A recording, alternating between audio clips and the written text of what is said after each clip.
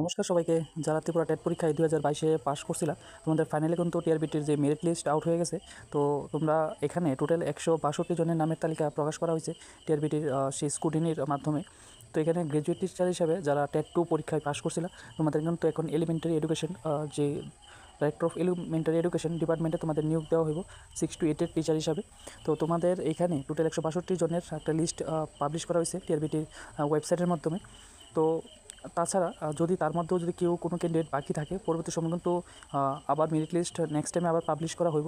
কিন্তু এখানে যাদের নামের তালিকা আছে সবাইকে অনেক অনেক কংগ্রেচুলেশন, কারণ তোমাদের পরিশ্রমের আজকে সেই সফলতা বা ফলটা আজকে তোমরা তোমাদের নিজের হাতে পাইছো। তো তোমরা আজকে তোমাদের ফ্যামিলি নিয়ে খুবই খুবই খুশি থাকো, কারণ কি তোমাদের যে একগ্রতার সহিত তোমরা যেভাবে পরিশ্রম করে গেছিলা, তো তারই আজকের এই সুফলটা। তো এখানে টোটাল 162 জনের নামের লিস্ট আছে, তো সবাই দেখতে পারতেছো এখানে। এবং এই যে মেরিট লিস্টের যে স্কোরটা বা এখানে যে নাম্বারটা, প্রথমে তো আমি দেখাই যে প্রথম মেরিট কত উঠছে। ফার্স্ট পজিশনে যে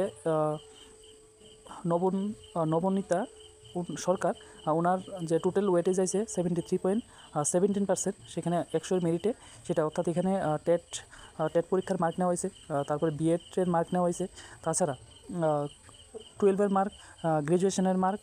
তো এইভাবে ওনার মেরিট লিস্ট তৈরি করা হয়েছে। এখানে দেখতেই পারতেছো সুদীপ্তা পাল, সসীম মিয়া, অপরাজিতা দেব, তো সবাইকে অনেক অনেক কংগ্রেচুলেশন। তোমরা খুব আগামীতে খুব ভালোভাবে তোমাদের সার্ভিস লাইফে খুব ভালোভাবে কাজ করবে আশা করি, এবং তোমাদের যেই যে টিচিং স্কিলটা সেটা যেন সবচেয়ে বেস্ট হয়, সেভাবে তোমাদের স্কুলে তোমাদের সেই ডিউটিটা করবা।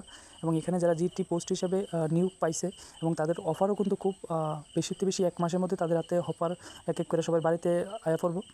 তো চলো, দেখা হইব আরেকটা ভিডিওতে। তো সবাইকে একটু আপডেট দেওয়ার জন্য এই ভিডিওটা বানানো হয়েছিল।